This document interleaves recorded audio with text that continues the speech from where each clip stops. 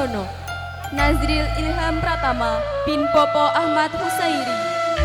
Alfian Aska Putra bin almarhum Bapak Munjain, Rafa Ardian Hanif bin Popo Agus Haryanto,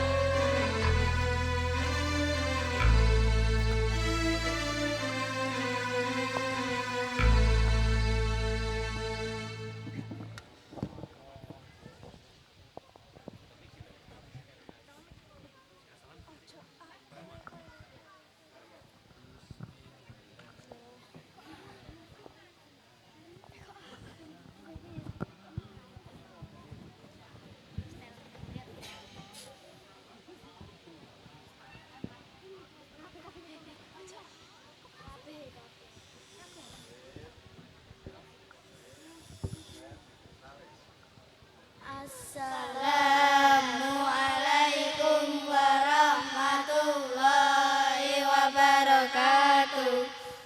Bismillahirrahmanirrahim.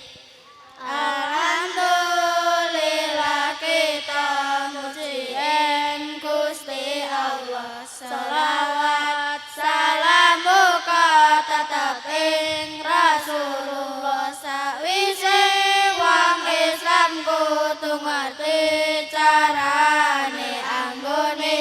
nglakoni ibadah sarta liyane mulauti asira kabeh golek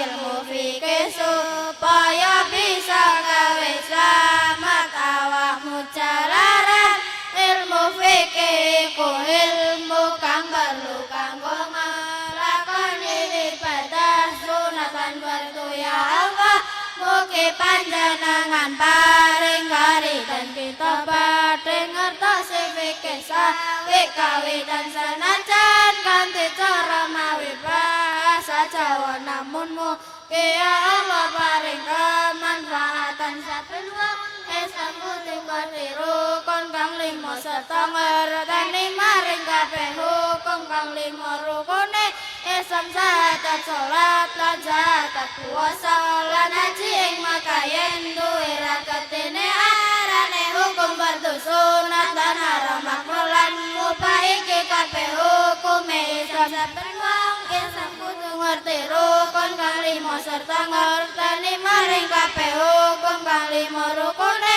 Islam, syahadat, salat, lan zakat, puasa, lan haji ing Makkah yen duwe raketine arane hukum fardu sunat lan haram makruh lan mubah iki kabeh hukume Islam. Lakoni sholat kudu sasuci sebab sholat ora kok tanpa angin wis suci rupane ngilangin najis lan atus lan wudu carane nindakake nganggo sucine banyu dene rupane banyu suci banyu kang metu saka langit lan bumi tanpa najis kang telemu apa kang mutawasito lan muga kabeh yen ngonani sucimu ya Allah. Wudu iku ana warnane siji sing suci saking akeh cilik lan gedhe loro kudu suci badane lan sandangane lan panggonane kabeh tanpa ana najise. Lune kudu katutupan ngauratmu lanang awet pusat tekan dengkule dening aurate waten iku kabeh badan kejaba rai lan dalap lorone tangan kudu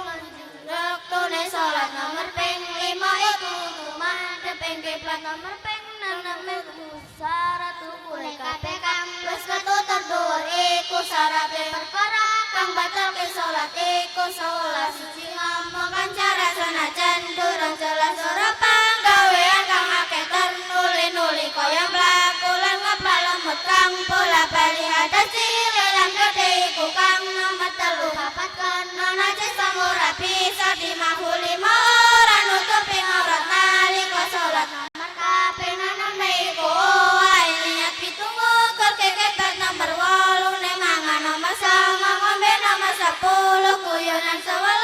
perkara kang batalke salat iku mengkote sangguste alam murtad alam tulillah ingkang kagungan sifat rahman ingkang sampun paring pitedalan pitu malam sampun paring keselamatan lan karomatan dateng kanjeng Nabi